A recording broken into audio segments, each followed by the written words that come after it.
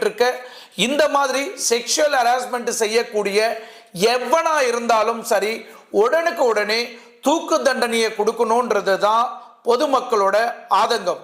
அது மட்டும் இல்லை, தூக்கு தண்டனை உங்களால் கொடுக்க முடியலன்னா அந்த தவறு செய்த நபரை ஒரு பொதுமக்கள் பார்வையில் அவங்ககிட்ட விட்டுருங்க.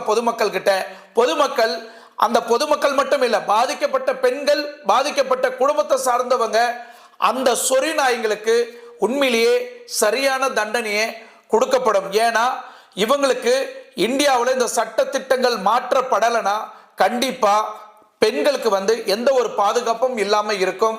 ஏன்னா பெண்கள் இப்பதான் கொஞ்சம் கொஞ்சமா வெளியே வர ஆரம்பிச்சிருக்கிறாங்க. இந்த மாதிரி தருணத்துல இந்த மாதிரி நைட்ல, அதுவும் 11 மணிக்கு ஒரு பெண்ணுக்கு பாதுகாப்பு இல்லைன்னா அப்ப எங்க இருக்கு தமிழ்நாட்டில் பெண்களுக்கு பாதுகாப்பு?